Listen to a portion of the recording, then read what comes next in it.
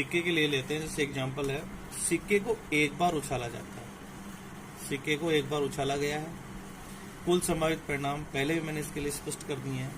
समुच्चय में यदि लिखें तो सिक्के के या तो हेड आएगा या टेल। कुल संभावित परिणाम काउंट करेंगे तो ये हो गए 2। अब इसमें जैसे प्रश्न पूछा जाता है, जैसे मान लो पहला ही ले लेता हूं इसमें एक, और उसमें पूछा गया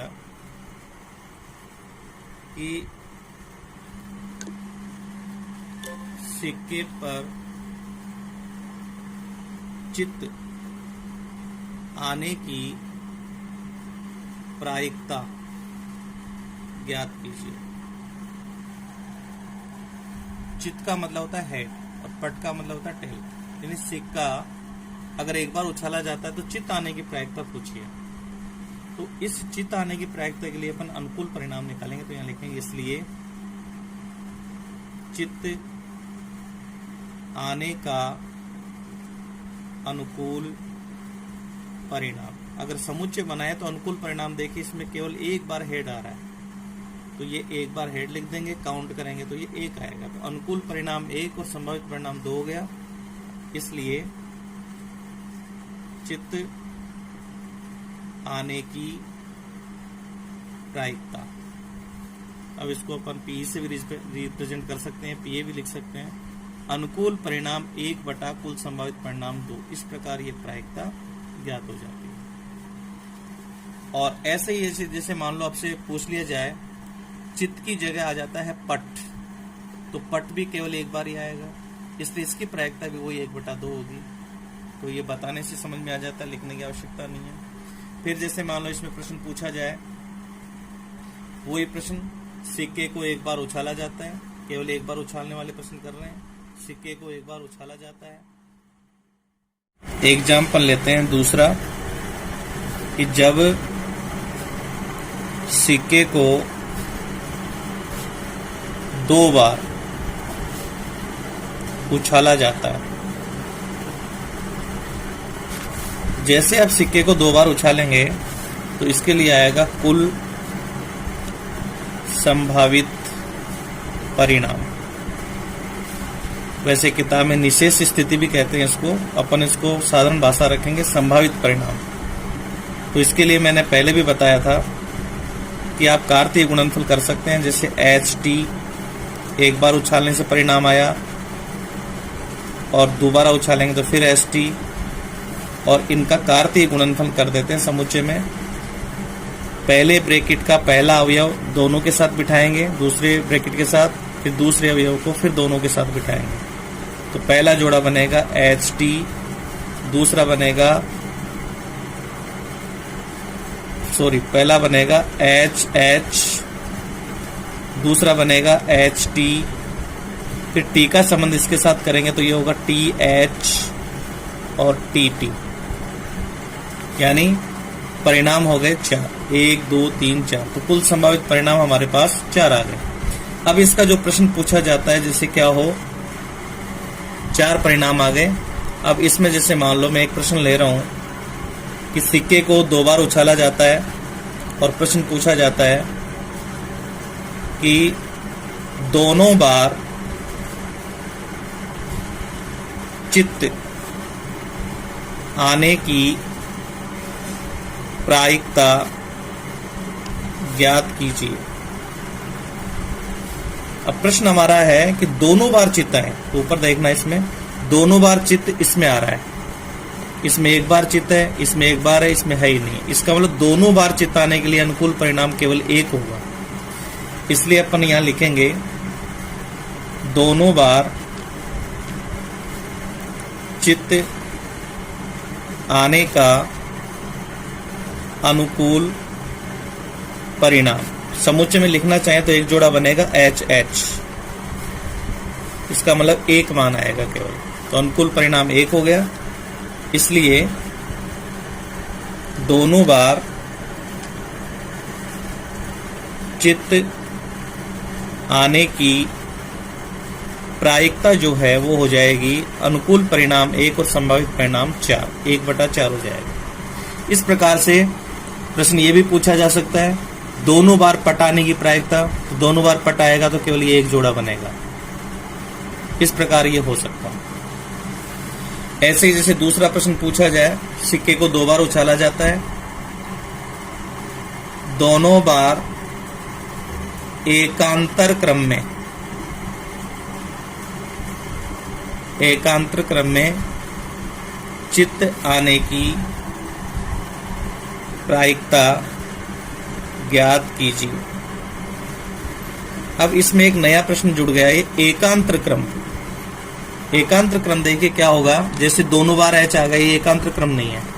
जैसे यहाँ पहले एच आ गया फिर टी, तो फिर यहाँ आएगा टी और एच, ये एकांतर क्रम होता है। इसका मतलब एकांतर क्रम का यदि प्रश्न पूछा जाता है तो कुल संभावित परिणाम तो वही 4 रहेंगे, लेकिन अनुकूल परिणाम में एच टी आ जाएगा और टी एच आ जाएगा। तो हमें इसे क्या कैसे लिखेंगे, दोनों बार एकांतर क्रम में चित्त आने का अनुकूल परिणाम। तो 2 जोड़े हमें मिलेंगे, एक तो एच टी और दूसरा होगा टी एच।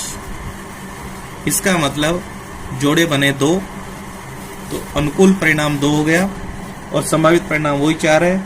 इसलिए मैं सीधा ही लिख रहा हूं, प्रायिकता अनुकूल परिणाम 2 और संभावित परिणाम 4, 2 से ये काटेंगे तो ये बनेगा 1/2। इस प्रकार से प्रश्न आते हैं। और एक देखो इसमें एक विशेष प्रश्न बनता है, और वो है जैसे मान लो सिक्के को 2 बार उछाला गया और फिर उसमें ये पूछ लिया गया कि कम से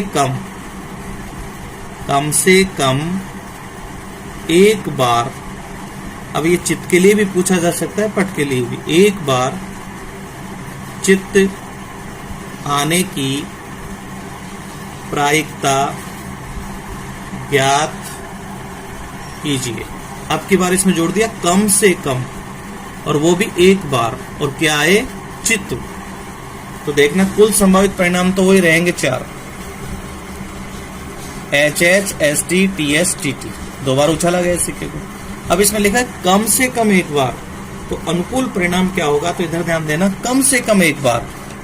देखो इसमें चित्त 2 बार आ गया, इसका मतलब कम से कम एक बार भी आ गया, इसमें कम से कम एक बार चित्त आ गया, इसमें कम से कम एक बार चित्त आ गया। तो केवल ये जो समूह बना है ये छूटेगा। कम से कम एक बार का मतलब क्या हुआ, 2 बार अगर हेड आ जाता है, चित्त आ जाता है, तो उसमें कम से कम एक बार वो शामिल है। इसमें कम से कम एक बार हेड आ गया, इसमें एक बार एक हेड आ गया, इसका मतलब इसमें अनुकूल परिणाम होंगे 3। तो हम यहाँ क्या लिखेंगे, कम से कम एक बार चित्त आने का अनुकूल परिणाम। तो ये होगा, समुच्चय में चाहे तो लिख सकते हैं कम से कम एक बार, यानी 2 बार लिखेंगे तो भी कम से कम एक बार हेड आ गया, एस टी में भी आएगा और टी एच में भी आएगा, तो परिणाम हो जाएंगे 3।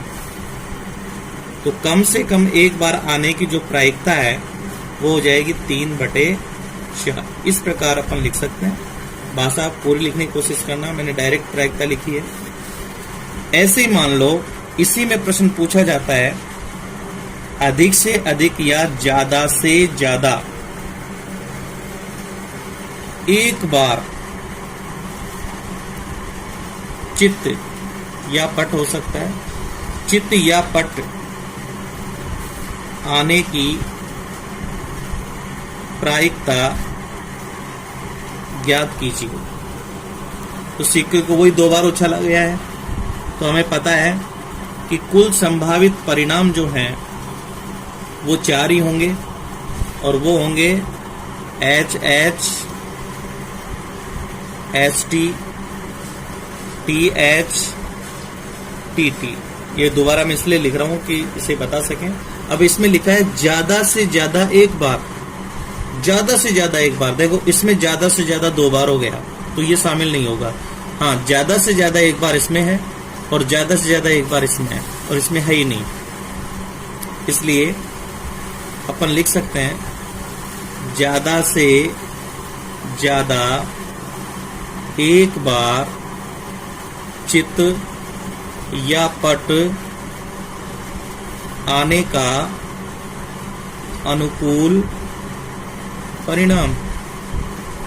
तो ये हो गया कितना, ज्यादा से ज्यादा, ये तो 2 बार हो गया, ज्यादा से ज्यादा 1 बार होना चाहिए, तो 1 और ये 2, यानी एक तो आएगा ST और एक आएगा TH, तो टोटल हो गया अनुकूल परिणाम 2। तो प्रायिकता निकल करके आएगी 2/4, काटोगे तो ये बन जाएगी 1/2। इस प्रकार से ये प्रश्न, इसमें बहुत सारे प्रश्न बनते हैं, अपन खुद भी प्रश्न बना करके कर सकते हैं इसमें। तो इस प्रकार के प्रश्न खुद भी बना सकते हैं, बुक्स में भी हैं, तो इसका अभ्यास किया जा सकता है। अब जैसे इसमें क्वेश्चन ये भी बन सकता है, 2 बार सिक्के को उछाला गया और दोनों ही बार चित या पट, दोनों ही बार चित या पट, तो दोनों ही बार चित आ सकते हैं, तो या तो ये जोड़ा बनेगा या ये बनेगा।